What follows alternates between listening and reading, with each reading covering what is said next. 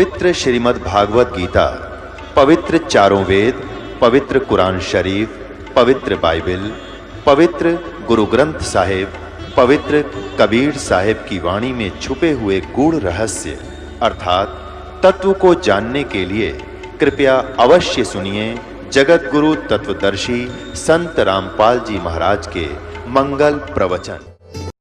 ये श्याम वेद जहां से प्रारंभ होता है, ये देखिएगा, श्याम वेद प्रारंभ होता है। ये प्रथम अध्याय, अच्छा, प्रथम मंत्र में अग्नि हे ईश्वर, अग्नि हे परमेश्वर, अग्नि माने ईश्वर को, अग्नि परमेश्वर, अग्नि हे ईश्वर, अग्नि हे ईश्वर, अग्नि हे ईश्वर, अग्नि माने हे परमेश्वर। ढेर सारे में अग्नि माने हे परमेश्वर, अग्नि माने हे ईश्वर, अग्नि माने हे परमेश्वर, अग्नि माने हे परमेश्वर, अग्नि माने हे परमेश्वर। जहां देखो, आगे जहां भी देखो इतने लिखे हैं इसमें। आगे फिर अग्नि माने हे परमेश्वर, अग्नि माने परमेश्वर को, अग्नि माने परमेश्वर, जहां भी देखा। अब पुण्य आत्माओं, अब स्वामी जी यजुर्वेद अध्याय नंबर 5 के श्लोक नंबर 1 का मंत्र नंबर 1 का अनुवाद करते हैं।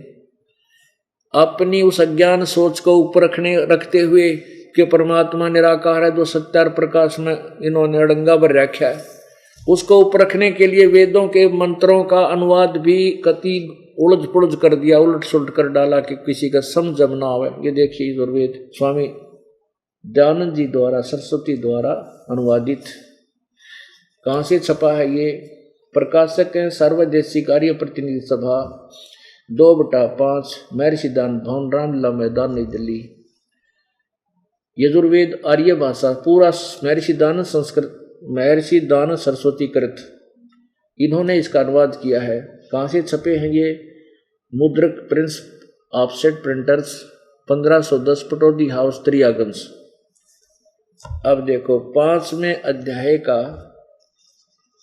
और प्रथम मंत्र में स्वामी जी ने के जुल्म कर रखा है, अतरा गजब भैया। ये देखिएगा 5वां अध्याय, यहां से शुरू होता है कि ये प्रथम मंत्र, अग्ने तनुरसी विष्णुवे तवा सौम्यस्य तनुरसी। अपने आत्माओं देखो, तनु माने ये खुद कहते हैं शरीर के समान, यानी शरीर, असी माने है, और ये अग्नि शब्द है। इन्होंने क्या अनुवाद किया कि हे मनुष्यों, तुम लोग जैसे मैं, जो हवि बिजली प्रसिद्ध रूप अग्नि के शरीर के समान है, उसको यज्ञ की सिद्धि के लिए स्वीकार करता हूं। बताओ इसका कोई अर्थ बना? सीधा सा अर्थ था अग्नि तनु रसी, अग्नि तनु रसी। इसको तनूर बोलो चाहे तनु बोलो। अग्नि माने हे परमेश्वर, हे परमेश्वर आपका, अग्नि माने हे परमेश्वर आपका शरीर असी माने है, आप सह शरीर हैं। 2 अक्षर की बात थी, कति गोल मोड़ करने की आवश्यकता नहीं थी, क्योंकि इसने तो ज्ञान तो था ही नहीं, भांग पी रखी थी। और वहां अनुवाद कर अग्नि माने, जहां भी अग्नि माने परमेश्वर मानो। अब इसमें अग्नि बिजली का तो रूप बतावे, और भगवान ने नो कहा वो निराकार, और वेद कह रहे हैं अग्नि माने परमेश्वर, हे परमपिता, हे परमेश्वर आपका शरीर है। अब 2 बार लिखा है कि विष्णुवे तवा सौम्यस्य तनुरसी। वो परमात्मा जब सतलोक से एक, तो वहां पर इतना तेजोमय शरीर है कि उसके शरीर के उस प्रकाश को हम इस चरम दृष्टि से नहीं देख सकते।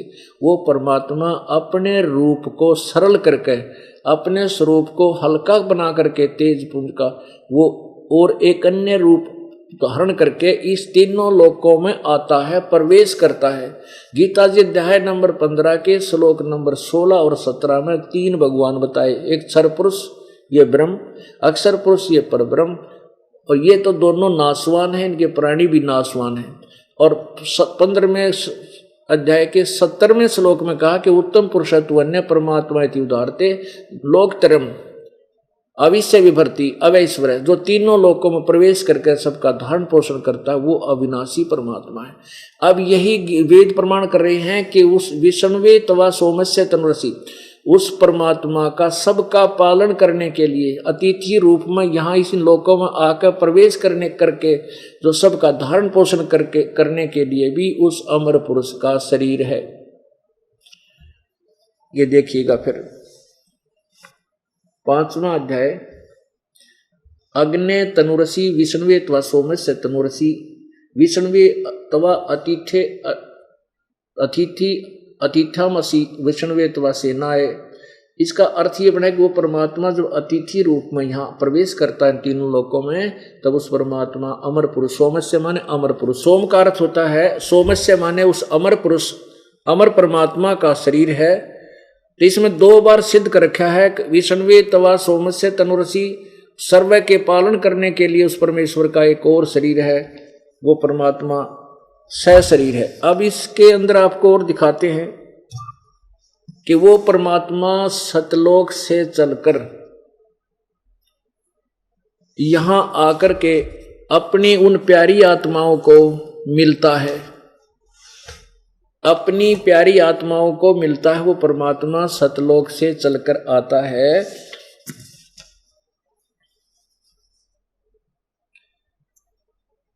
और वो परमात्मा मनुष्य जैसा है, मनुष्यवत। ये और थोड़ा क्लियर कर दे। पुण्यात्मा परमात्मा के पाने के लिए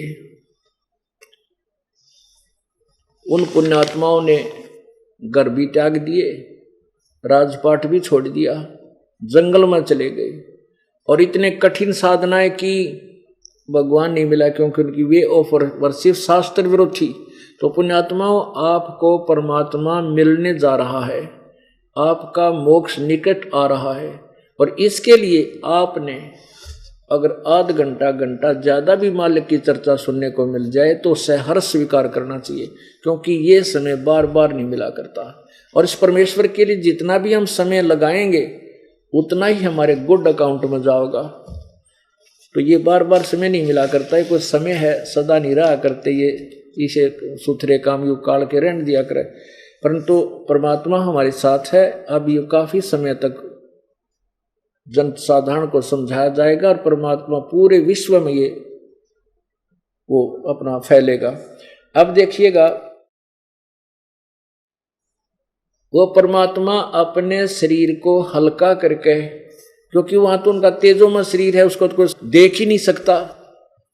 परमात्मा के वहां ओरिजिनल शरीर पर इतना तेज नूर है कि एक रोमकूप में करोड़ सूर्य करोड़ चंद्रमा मिला दे, उसकी रोशनी भी कम पड़ जावे तो उसको चरम दृष्टि नहीं दे सकती। उस शरीर को हल्का करके सरल करके वो परमात्मा यहाँ आता है। अब आपको ऋग्वेद मंडल नंबर 9 के सूक्त नंबर 86 के मंत्र 26 और 27 में स्पष्ट करते हैं, अपने पवित्र वेद बता रहे हैं। परमात्मा की वो वाणी आज सिद्ध हो रही है, वेद मेरा भेद है पर मैं मिलूं वेदन से नहीं, और जौन वेद से मैं मिलूं वो वेद जानते नहीं। अब देखिएगा ऋग्वेद, और ये इन्होंने लिख रखा महर्षि दानव सरस्वती कृत। हम इस चक्कर में नहीं पड़ते, पर ये देखा ये कहाँ से छपा है, ये देखिएगा। प्रकाशक हैं सार्वदेशिक आर्य प्रतिनिधि सभा, महर्षि दानंद भवन, रामलीला मैदान, नई दिल्ली, ऐसे। अब इसमें 9वें अध्याय का और 86वां सूक्त, ये देखिएगा, और मंत्र नंबर 26, ये 86 है, ये 26 मंत्र में, मंडल नंबर 9 सूक्त नंबर 86 का मंत्र नंबर 26। इसमें कितनी प्यारी व्याख्या की है।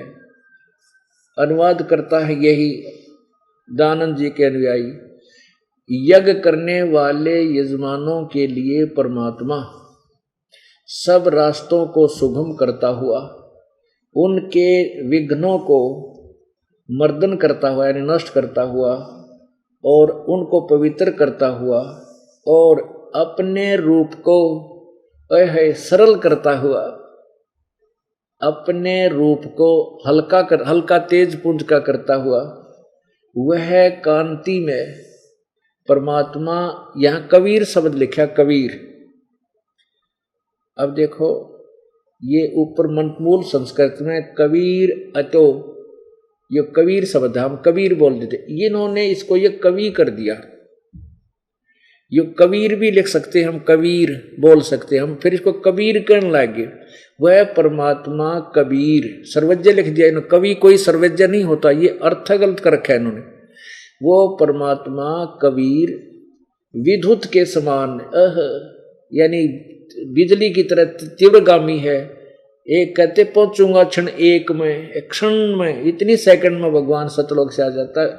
विद्युत बिजली की तरह तीव्रगामी, क्रीड़ा करता हुआ, संतान नाल खिलौना, वो उस अमृतवाणी में लिखा है, यानी खेलता हुआ सा।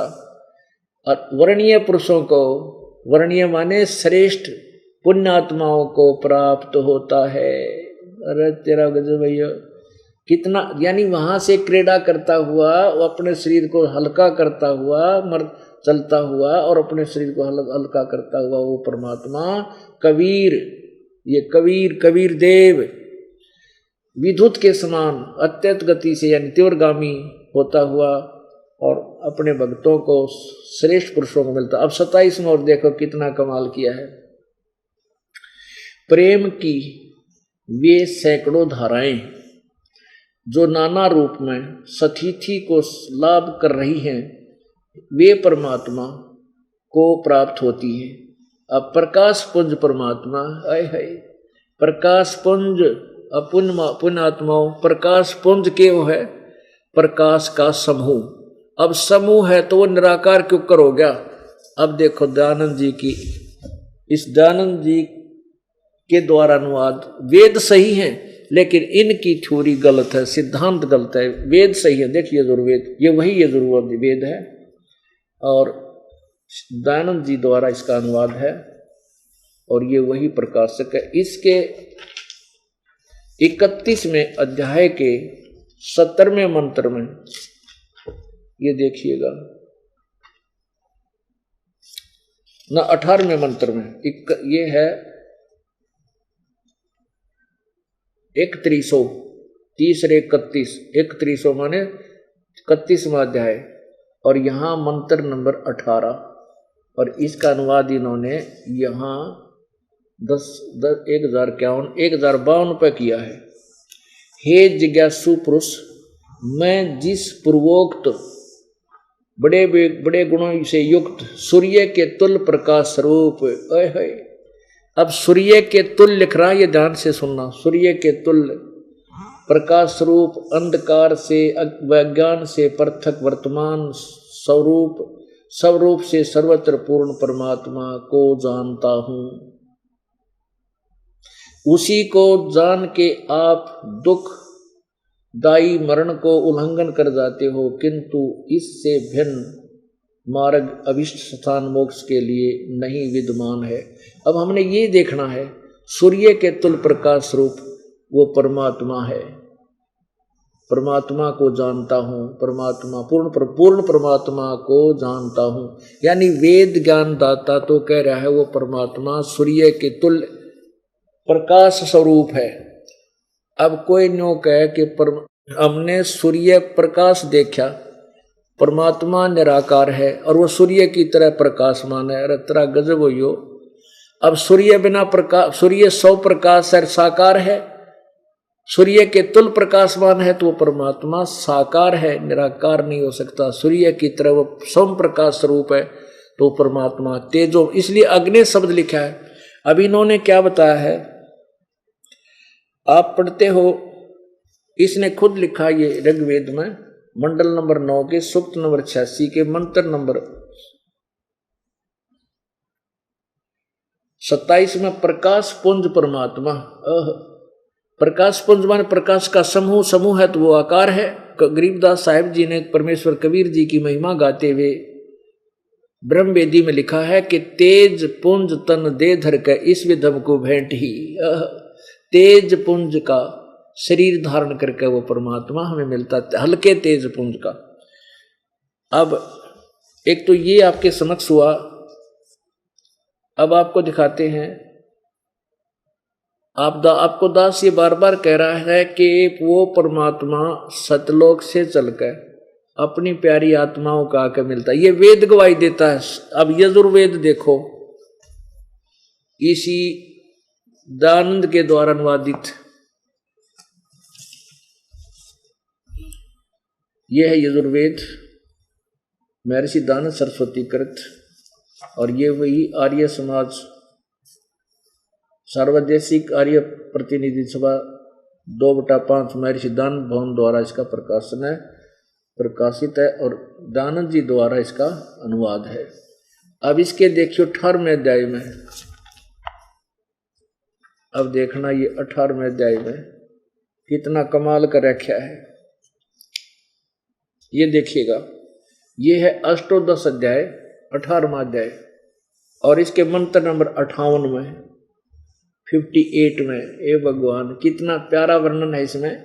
हे सत्य असत्य का ज्ञान चाहते हुए मनुष्यों, तुम लोग जो उत्साह, अब देखो हृदय, हृदय माने हृदय, इन्होंने आत्मा लिखा है, वह प्राण नहीं है इसमें। मन से माने मन, वह इसमें बुद्धि नहीं है। चक्षु यानी नेत्र आदि, इसका अर्थ इंद्रियों के से उत्पन्न हुए प्रत्यक्ष आदि प्रमाणों से वह कान नहीं है। शब्द संस्कृत में कान नहीं है, यहाँ आंखों से, चक्षु माने आंखों से, नेत्र आदि से अच्छे प्रकार धारण किया, निश्चय से ठीक जाना, सुना, देखा और अनुमान किया, वह अच्छे प्रकार प्राप्त हो। इस कारण हम लोगों से पहले उत्पन्न हुए, हमसे प्राचीन यानी पहले वाले ऋषि वेद आदि के जानने वाले परम योगी ऋषिजन, यानी जहाँ पहुँचे उस सुकृत मोक्ष चाहते हुए सज्जनों के लोकम यानी उस लोक को, लोकम प्रत्यक्ष सुख समूह का मोक्ष पद को अनुकूलता से पहुंचो। अब इसने तो हालांकि इसमें स्पष्ट लिखा है, इसमें क्या अर्थ बनता है कि जो पहले हमसे पहले जो महर्षि थे, अच्छे पुण्यात्मा थी, जो संत थे, उन्होंने उस परमात्मा को हृदय और मन की आँखों से, हृदय और मन की आंखें माने दिव्य दृष्टि से उस परमात्मा को देखा, समझा और वो वहाँ चले गए, उसको प्राप्त किया। जो अपने से पहले वाले से हैं वहाँ वो पहुँचे और तुम भी वहाँ पहुँचो। इसका सीधा सा अर्थ फिर देखिए 18वें अध्याय का यजुर्वेद के 58वां श्लोक में है। हे सत्य असत्य का ज्ञान चाहते हुए मनुष्यों, तुम लोग जो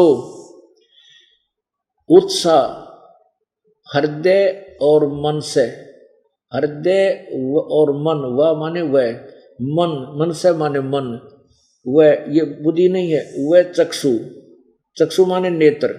इसका अर्थ है कि हृदय और मन यानी आत्मा और मन की आंखों, चक्षु माने आंखों, नेत्र से अर्थात दिव्य दृष्टि से जिन्होंने प्रत्यक्ष आदि प्रमाणों से यानी अपनी आंखों देखा, धारण किया, अनुमान किया, ठीक निश्चय से ठीक जाना, सुना और देखा, अनुमान किया, तत्व माने वह अच्छे प्रकार प्राप्त हो। इस कारण हम लोगों से पहले उत्पन्न हुए, हमसे प्राचीन ऋषि यानी उन महात्माओं ने, ऋषिजन जहाँ पहुँचे उस सुकृत, ये सुकृत मोक्ष चाहते हुए सज्जनों के उस लोकम माने स्थान को, लोक समूह का नहीं, लोकम माने स्थान को तुम भी पहुंचो। उस स्थान में अनुप्रेत तुम भी वहां चले जाओ।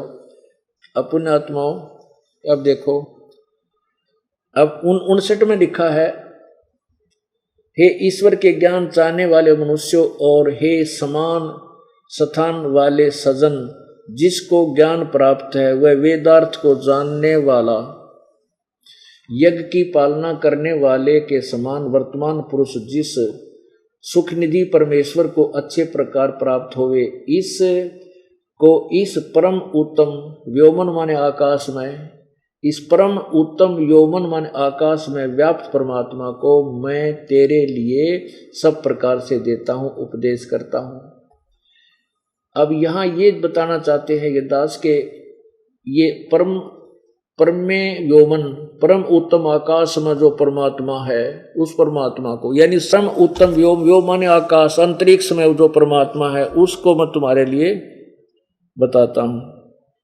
अब इसमें दो बातें सिद्ध होगी कि वो परमात्मा अपने अच्छी आत्माओं को आकर के स्वयं ही मिलता है और उनको तत्व ज्ञान से परिचित कराता है। अब इसमें एक और आपको दिखाते हैं कि वो परमात्मा सदृश मनुष्य जैसा है और राजा की तरह दर्शनीय है, और वो परमात्मा चौथे लोक में, तीसरे लोक में रहता है। अब ऋग्वेद मंडल नंबर 9 के सूक्त नंबर 82 में 82 में देखिएगा ये ऋग्वेद। अब ये बस एक मंत्र आपको दिखाते हैं, आज हमारा कंसेप्ट क्लियर हो जाता है। ऋग्वेद मंडल नंबर 9 का और 82, ये ऋग्वेद मंडल नंबर 9,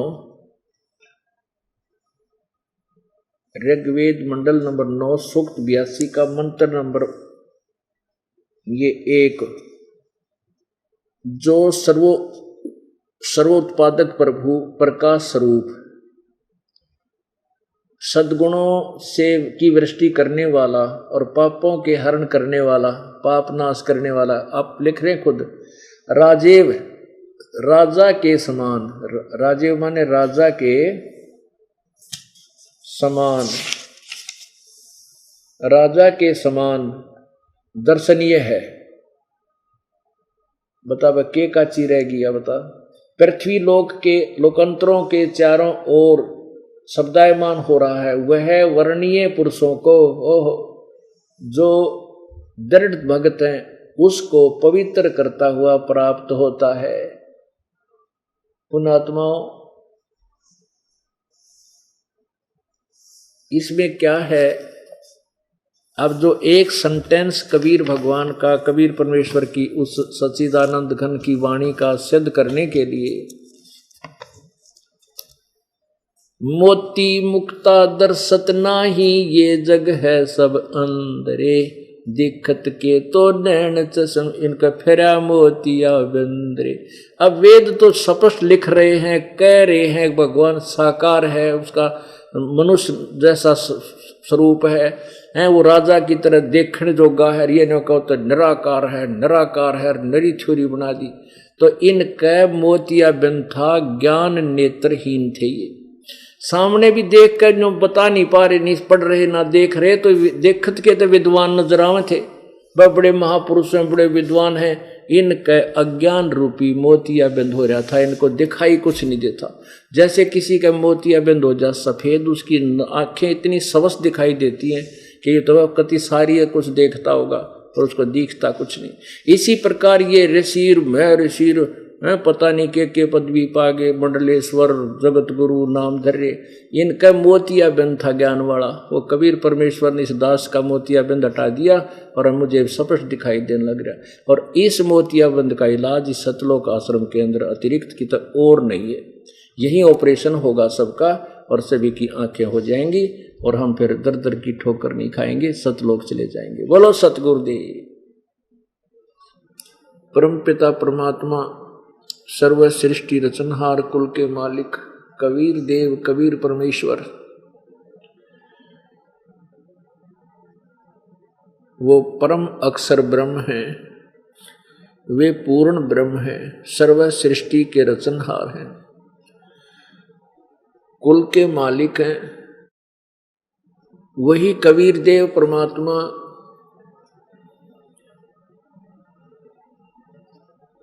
सन 1398 संवत 1455 में एक शिशु रूप धार करके बनारस काशी में एक कमल के फूल पर प्रकट हुए थे। वो परमात्मा प्रत्येक युग में ऐसी ही लीला करते हैं, प्रत्येक युग में आते हैं, और जिसमें काल ने पूर्ण रूप से शास्त्र विरुद्ध ज्ञान को, आध्यात्मिक ज्ञान को मानव के अंदर फीड कर दिया होता है। मानव समाज में कोरा अज्ञान, शास्त्र विरुद्ध साधना, अपने नकली ऋषि महर्षियों और काल के दूतों गुरुओं के द्वारा फैला चुका होता है, फैला दिया होता है। उस समय परमेश्वर एक लीला करते हैं, कुछ समय अतिथि के रूप में यहाँ आकर के रहते हैं। तो इसी प्रकार कलयुग के अंदर परमात्मा 120 वर्ष रह करके सशरीर आए थे, सशरीर चले गए थे। ये वही परम अक्षर ब्रह्म है जिनका नाम कबीर देव है, कबीर साहब है, कबीर परमेश्वर है, जो बनारस में एक जुलाहे की भूमिका करके, एक जनसाधारण की तरह एक जीवन निर्वाह करके, एक भगत की भूमिका करते हुए और साथ में तत्वदर्शी संत की भूमिका करते हुए हमें ये उदाहरण देकर चले गए कि परमात्मा पाने के लिए जाति उच्च या अधिक धन न सहयोगी है न बाधक है। कोई ये सोचे कि हम गरीब हैं, हमारे पास तो झोपड़ी भी नहीं है, एक छोटा सा प्लाट है, यानी बहुत अति निर्धन, यदि उसको तत्वदर्शी संत मिल जाते हैं और परमात्मा की भक्ति वो भक्त एक सच्ची श्रद्धा से करता है, तो परमात्मा फिर उस भक्त को निर्धन नहीं रहने देता।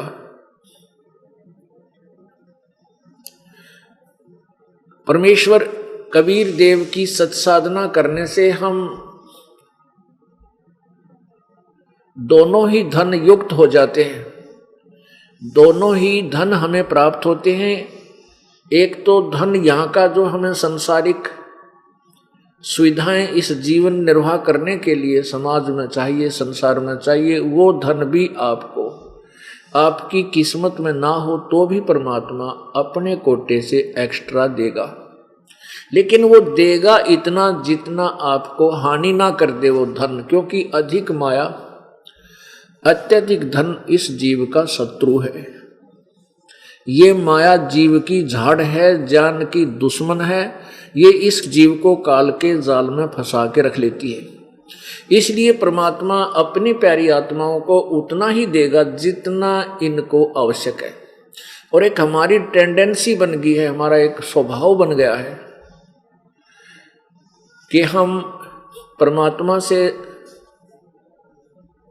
जो निर्धन है वो तो धन ही मांगने आता है, निसंतान है वो केवल संतान की ही डिमांड करता है।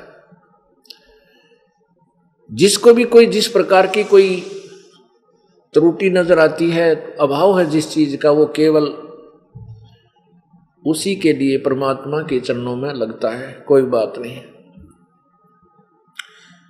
परमात्मा पूर्ण ब्रह्म ये वो समृद्ध शक्ति है, यदि वो आवश्यक समझेगा कि आपको ये जो डिमांड आप कर रहे हो ये आपको दुख नहीं देगी, आपकी भक्ति में बाधा नहीं करेगी, तो परमात्मा आपको वो अवश्य देगा, चाहे आपकी किस्मत में ना भी हो। और यदि परमात्मा देखेगा कि जो वस्तु ये डिमांड कर रहा है इसके भक्ति को बाधा करेगा, परमेश्वर आपको नहीं देगा,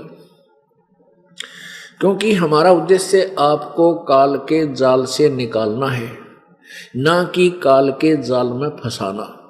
काल के जाल में तो आप फंसे पड़े हो, और जिसके पास करोड़ रुपया है उस करोड़ में संतुष्ट नहीं, जिसके पास 10 करोड़ है वो 10 करोड़ में संतुष्ट नहीं, जिसके पास 1 अरब रुपया है वो 1 अरब में संतुष्ट नहीं, किसी के पास 1 लाख है तो 1 लाख में संतुष्ट नहीं।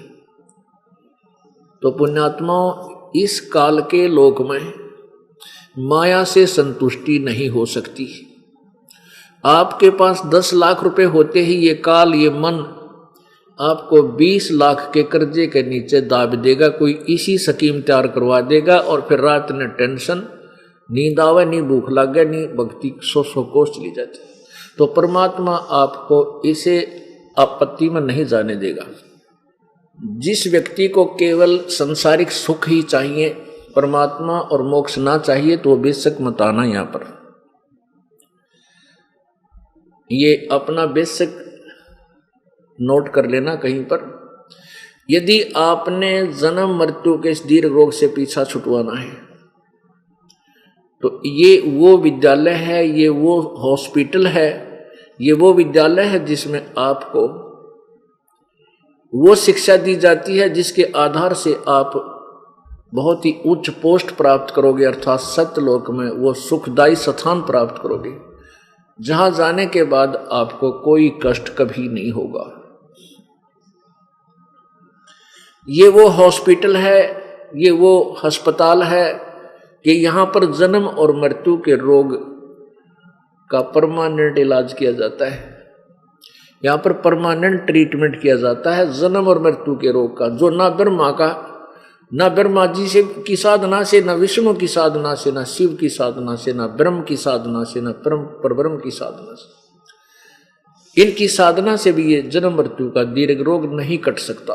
केवल परम अक्षर ब्रह्म अर्थात पूर्ण ब्रह्म सत्य पुरुष कबीर देव की साधना से, जो ये दास आपको बताएगा, उससे ही आपका ये दीर्घ रोग जन्म मृत्यु का कटेगा, अन्यथा नहीं कटेगा। और जब तक ये रोग नहीं कटेगा, यहां से आप अरबपति हो जाना, चाहे पूरी पृथ्वी के राजा बन जाना, आपके जीव पर संकट सदा बना रहेगा। क्या बताते हैं परमात्मा? सर्व सोने की लंका होती रावण से रणधीरम, एक पलक में राज विराजीव जम के पड़े जंजीरम, मन तो सुख के सागर बसरे भाई और न ऐसा यसरे। कितना अच्छा उदाहरण दिया परमेश्वर ने अपने अमृतवाणी में। आप थोड़ा सा धन प्राप्त करके यहां क्या बनाना चाहते हो, क्या बनना चाहते हो, कितनी प्रभुता पाना चाहते हो। सर्व सोने की लंका थी, पूरी सोने की लंका बना रखी थी उस रावण ने। और रावण के राज में कहते वहां इतना धनी राजा था कि जैसे यहाँ बाजरा, जवार और गेहूं की कणक मंडियों में बिकती है, वहां रावण के मंडियों में हीरे और पन्ने और ये जवारात न्यों बिक्या करती, ढेर के ढेर वहां पर। और फिर क्या बना उस रावण का?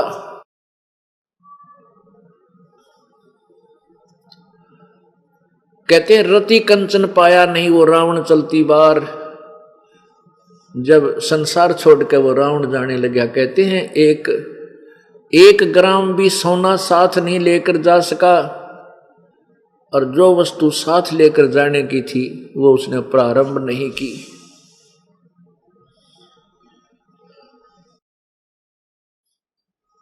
पुण्यात्माओं,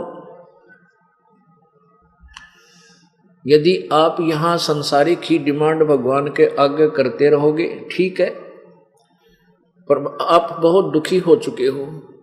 युगों युगों से काल के जाल में फंसकर कभी किसी प्रकार का संकट, कभी किसी प्रकार की आपत्तियां आप बहुत बार सहन कर चुके हो, असंख्य बार। अब आपके ऊपर वो आपत्तियां पुनः फिर आ चुकी हैं, क्योंकि कलयुग में जन्म उस प्राणी का होता है जिसके पूर्व जन्म के पुण्य बहुत ही नाम मात्र रह जाते हैं और पाप अधिक रह जाते हैं। जिन प्राणियों के पुण्य अत्यधिक होते हैं वो सतयुग के अंदर जन्म प्राप्त करते हैं मानव का। उसके बाद फिर वो धीरे धीरे त्रेता में जन्म होता है, फिर द्वापर में होता है। इतने अपने पुण्यों को वो बर्बाद कर चुका होता है। कलयुग में मानव शरीर उनको प्राप्त होता है जो पुण्यहीन, बहुत ही नाम मात्र से पुण्य जिनके शेष रह जाते हैं। तो पुण्यात्मा, कलयुग में सबसे ज्यादा कष्ट आएंगे, और एक कलयुग के अंदर सबसे उत्तम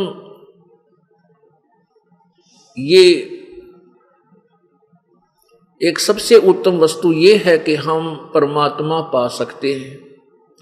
सतयुग, त्रेता, द्वापर में परमेश्वर कबीर जी से यहाँ के भगवान ब्रह्म ने प्रार्थना करके, वचनबद्ध करके, ये प्रार्थना करके एक वर मांगा था कि प्रभु 3 युगों में जीव कम ले जाना, और चौथे युग में जितने भी आप चाहो अपने प्राणियों को, अपनी आत्माओं को यहाँ से निकाल ले जाना, अपनी भक्ति बता के। ये भी एक कंडीशन रखी गई थी कि एक कृपा करना कि जो प्राणी आपके ज्ञान को स्वीकार करे वो आपका, और जो आपके ज्ञान को स्वीकार नहीं करे वो मेरा, मैं उसको यही रखूंगा काल के जाल में। तो परमात्मा ने यही कहा था, ठीक है, जो मेरा ज्ञान स्वीकार करेगा मैं उसी को सतलोक ले जाऊंगा। तो पुण्यात्माओं, हमें एक तरफ तो हम बहुत ज्यादा कर्महीन इंसान है, शुभ कर्महीन प्राणी हैं, क्योंकि यहाँ पर अत्यधिक कष्ट इब कलयुग में आप देख रहे हो। कोई भी व्यक्ति ऐसा नहीं है जिसका कोई रोग ना हो, किसी का प्रत्यक्ष है, किसी का अप्रत्यक्ष है, किसी का दिखाई नहीं, किसी का दिखता नहीं, बोल नहीं पा रहा, और किसी का हॉस्पिटल में पड़ा हुआ सड़ रहा है। कोई ऐसा व्यक्ति नहीं जिसको टेंशन ना हो। ऐसे दौर से मानव गुजर रहा है कि पूछो मत। इंसानियत समाप्त होती जा रही है और विकारों से ग्रस्त होकर ये मानव स्वयं भी दुखी और पड़ोसी को भी दुखी रखे। जरा जरा सी बातों पर लट्ठम लट्ठा गाली गलोच, शर्म लाज रही, कोई ना क्यों नशे करने लग गए। तो पुण्यात्माओं, सबसे बड़े हमारे ऊपर एक बहुत मेहर है परमात्मा की। आप इसलिए आपको विशेष पुण्य आत्मा भी कहा जाता है, क्योंकि आपका जन्म इस कलयुग में मनुष्य का है, और ऐसे समय में है कि आपको अब वो तत्व ज्ञान मिलने जा रहा है, वो परमात्मा का मोक्ष मार्ग मिलने जा रहा है, जो सतयुग त्रेता द्वापर में बैन लगा रखा था।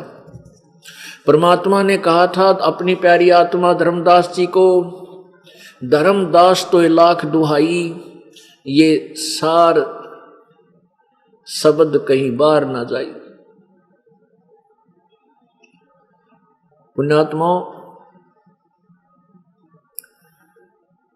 ये जो नाम मंत्र जाप के हैं, गीता जी अध्याय नंबर 17 के श्लोक 23 में ओम तत्सत इति निर्देश ब्रह्मण त्रिविध समर्थ है। इसका क्या अर्थ है कि ओम, ये ब्रह्म 21 ब्रह्मांड के मालिक ब्रह्म अर्थात ज्योति निरंजन भी कहते हैं इसको काल भी कहते हैं। ये ब्रह्मा विष्णु महेश का पिता है। इसके 21 ब्रह्मांड के मालिक का ये नाम ओम है, ब्रह्म का।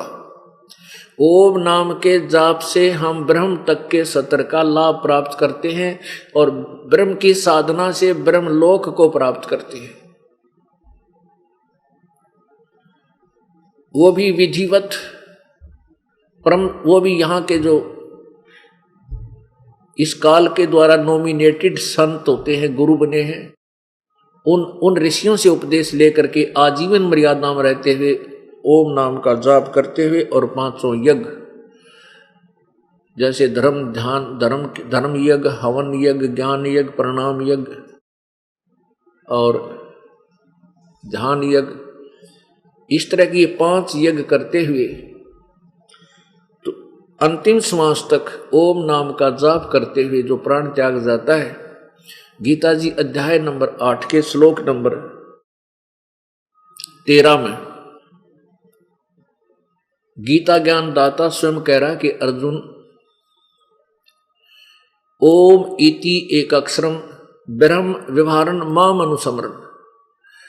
माम ब्रह्म, मुझ ब्रह्म का तो केवल एक ओम अक्षर है, और इसको उच्चारण करके सुमन करने का, इसका उच्चारण करके समन करता हुआ ये प्रयाति तजन देहम सयाति परमाम गतिम, जो इसका अंतिम श्वास तक सिमरण करता हुआ शरीर छोड़ जाता है, प्राण त्याग जाता है, तो वो मेरी परम गति को प्राप्त होता है, वो परम गति को प्राप्त होता है, यानी मेरे सत्र की। क्योंकि ओम नाम के ही जाप के विषय में कहा, मेरे वाली इसमें साधना से आपको ये लाभ होगा।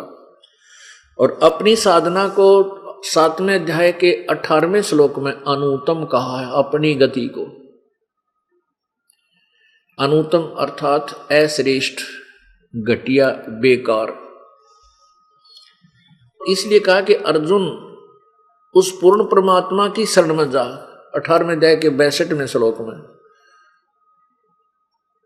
उस परमेश्वर, सर्वभाव से उस परमेश्वर की शरण में जा, जिसकी कृपा से तू परम शांति और शाश्वत स्थान अर्थात सत्यलोक को प्राप्त होगा, जहां जाने के बाद तेरी फिर मृत्यु नहीं होगी, फिर जन्म मृत्यु कभी नहीं होगा। गीता जी अध्याय नंबर 4 के श्लोक नंबर 5 में कहा कि अर्जुन, तेरे और मेरे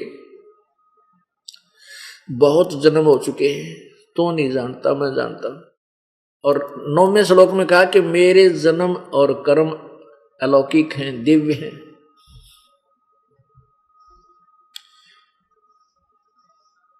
इससे सिद्ध हुआ कि गीता ज्ञान दाता भी नासवान है, ये जन्म मरण के रोग में है। इसलिए उसने कहा कि उस परमेश्वर की शरण में जा और उसके विषय में जानकारी।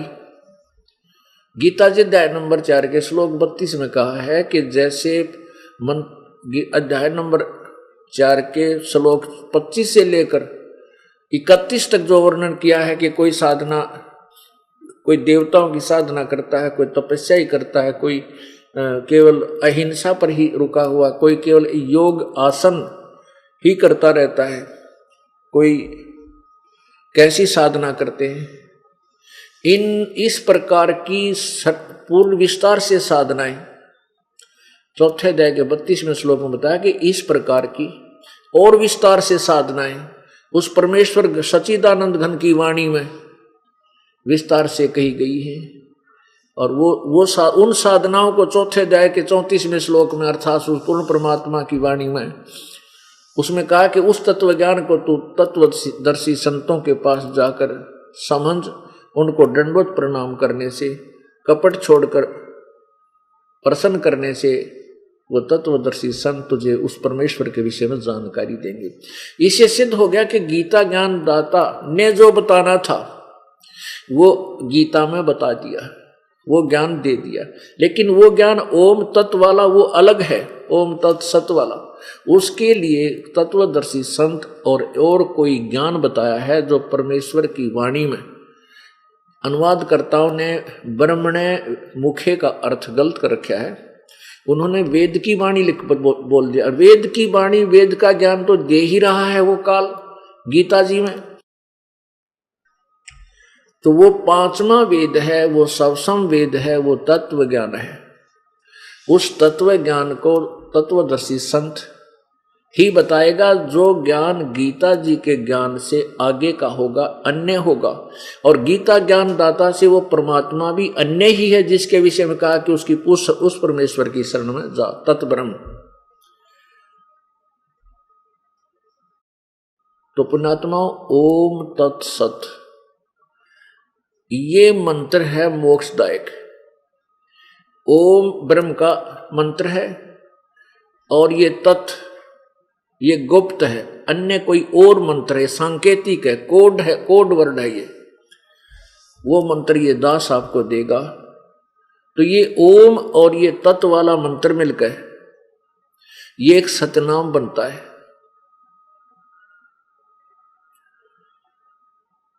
और इस सतनाम का सिमरन 2 तरीके से होता है।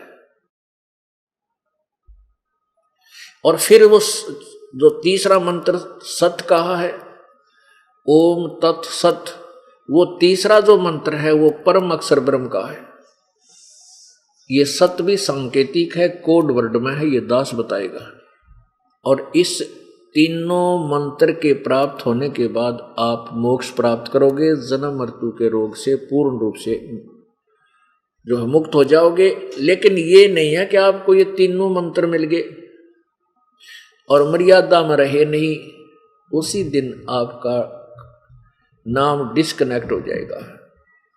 तीनों नाम प्राप्त करके भी ये मत समझ लेना कि बस मुझे तो तीनों नाम मिल गए, मेरा बेड़ा पार हो गया। नहीं, वो तो अच्छी बात है कि आप इस योग्य हुए कि वो अनमोल रत्न आपको मिल गया जो अभी तक जिस पर बैन लगा हुआ था, और आपने उसकी वैल्यू नहीं समझी, कीमत नहीं समझी, तो फिर परमात्मा एक सेकंड लाओगा आपकी भक्ति नष्ट करते। आपने अंतिम श्वास तक मर्यादा में रहना है। बच्चा जैसे खेल का मैदान है, ये भगवान की भक्ति एक समझ लो खेल का मैदान है, ये गेम है एक। और खेल में जैसे बच्चा डिस्ट्रिक्ट लेवल पर खेलता है, उसमें भी मर्यादा में खेलना होगा। फिर स्टेट लेवल पर खेलता है, उसमें मर्यादा में खेलना होगा। फिर अपने नेशनल स्तर पर खेलता है, राष्ट्रीय स्तर पर, उसमें भी मर्यादा में रहना पड़ेगा। और इंटरनेशनल स्तर पर खेलेगा तो भी मर्यादा में रहकर ही खेलेगा, तो ही उसमें सफल होगा, नहीं तो बाहर कर दिया जाएगा। परमात्मा स्वयं ही अपनी अमृतवाणी में कहते हैं, राम नाम रटते रहो, राम नाम रटते रहो, जब तक घट में प्राण, कब हो तो दीन दयाल के है भनक पड़ेगी कान। पाकी खेती देख कर गरबाइयो मत किसान, अब ही झोले बहुत हैं, घर आले तब जान। पाकी खेती देख के गर्व मत करना किसान, अभी तो बहुत झंझट है, ना जाने को ओले गिर जा, तूफान आ जा, आग लग जा। कहते घर आले तब शुक्र मनाना। तो पुण्यात्माओं, आपको वो अनमोल चीज मिल गई जो अभी तक बैन था, और इसलिए आप अत्यंत बहुत ही ज्यादा पुण्यकर्मी प्राणी हो। बेशक हम अब दुखी हैं, ये दुख आपके लिए वरदान बनेगा। परमात्मा कहते हैं, सुख के माथे पत्थर पड़ो, आग लगो इसे सुख के, जो नाम हृदय ते जा, और बलिहारी उस दुख के जो पल पल नाम रटावे। परमात्मा हमें समझाना चाहते हैं अपनी अमृतवाणी के द्वारा कि सुख के माथे शिला पड़ो, जो नाम हृदय ते जावे, और बलिहारी उस दुख के जो पल पल नाम रटावे। तो परमात्मा आपको इतना सुख नहीं देगा यदि आपने मोक्ष कराना है। इतना सुख नहीं देगा जिससे तुम दूर हो जाओ उस परमेश्वर से। वो सुख आपका शत्रु बन जाएगा। इस पूरे कहानी का जो भूमिका दास ने बनाई है, इसका उद्देश्य ये है कि आप जी जो पुराने भक्त हैं उनके लिए लागू है ये प्रवचन जो अभी तक चल रहा है। नए भक्त आए हैं उनको भी अभी बताएंगे।